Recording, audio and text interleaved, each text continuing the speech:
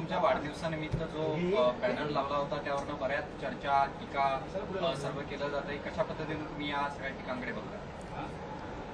ते खरं अतिशय चुकीचं काम आमच्या कार्यकर्त्यांच्या ठिकाणी केलेलं आहे. मी इतक्या वर्षापासून 35 वर्षापासून मी या ठिकाणी आमदार आहे. मी 3 टर्म झाले मंत्री आहे, पण मी माझा वाढदिवस कधीही साजरा करत नाही. मी 2 दिवस आधी सगळ्यांना सांगून येतो, वर्तमानपत्रातूनही कळवतो बाबा मला कोणी भेटायला येऊ नये, कोणी बुके आणू नये. मी कधी केक कापला नाही आणि मी 2 दिवस माझा फोनही बंद ठेवतो.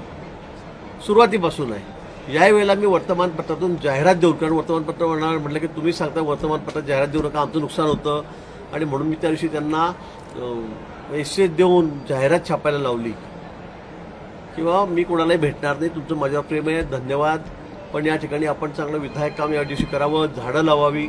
गेल्या वर्षी जवळपास 5,500 6,000 रक्ताच्या बॉटल आम्ही त्या ठिकाणी कलेक्ट केल्या त्या वाढदिवसाच्या निमित्ताने. आपल्याला कुठल्याही बुकेवर केकवर खर्च न करता या ठिकाणी आपण मुख्यमंत्री सहायता निधीमध्ये तसा चेक दिला तरी चालेल, असं आव्हान मी यावेळेला सुद्धा वर्तमानपत्रातून 2 दिवस आधी छापून केलेलं होतं, सोशल मीडियावर केलेलं होतं. पण एका हौशी कार्यकर्त्याने त्या दिवशी, म्हणजे मी तर 2 दिवस बाहेर निघून गेलेलो होतो, थांबतच नाही मतदारसंघात, जिल्ह्यात, आणि त्या एका हौशी कार्यकर्त्यांनी 66 फुटाचं पॅनर हे त्या ठिकाणी जळगावमध्ये एका ग्राउंडवर त्या ठिकाणी बनवलं.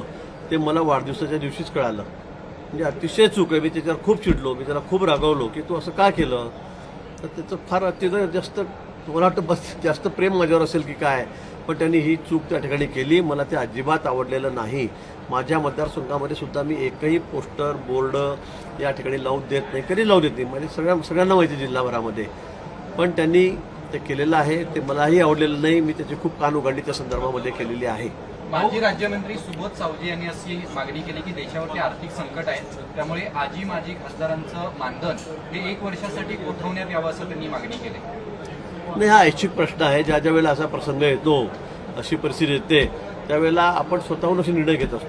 काही लोकांनी तसे निर्णय घेतलेलेही आहेत, आणि फार तशी परिस्थिती येईल तर सरकारच्या बाबतीमध्ये विचार करेल. भाऊ, एकीकडे पंतप्रधान मोदी हे काटकसरीचा सल्ला देत आहेत, पण पेट्रोल डिझेल टंचाईच्या भीतीने अनेक जिल्ह्यांमध्ये आता पेट्रोल पंपवरती गर्दी होताना पाहायला मिळते, काही ठिकाणी हाणामारी होते. तर या संदर्भात महाराष्ट्र सरकार काय उपाययोजना करण्यासंदर्भात आज काय बैठकीत बोलणं झालं? खरं म्हणजे लोक पेट्रोल भेटणार नाही, डिझेल भेटणार नाही या भीतीमुळे स्टॉक करायला लागलेले आहेत. ते स्टॉक करतायत, आणि त्यामुळे मग हा खरं जो तुटवडा आहे तो या ठिकाणी दिसतो आहे. अनेक ठिकाणी आपण बघितलेलं असेल की लाईनी लागलेल्या आहेत. आताच खरं म्हणजे शेतकऱ्याचे दिवस आहेत, ट्रॅक्टरसाठी डिझेल लागतं आहे, रस्त्यांची कामं चालली आहेत मोठ्या प्रमाणात, नंतर पावसाळ्यात करता येणार नाही, त्यामुळे डिझेलची मागणी अतिरिक्त आहे, ही वस्तुस्थिती आहे. पण त्या संदर्भात मला वाटतं काही प्रमाणामध्ये स्टॉक करून ठेवला जातो आहे.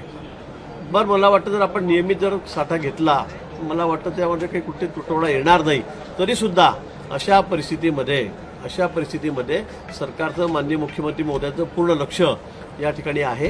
कुठल्याही परिस्थितीमध्ये वाहनच बंद पडलेली आहेत, आता कामच खोळंबलेली आहेत, बंद पडलेली आहेत, असं होणार नाही याची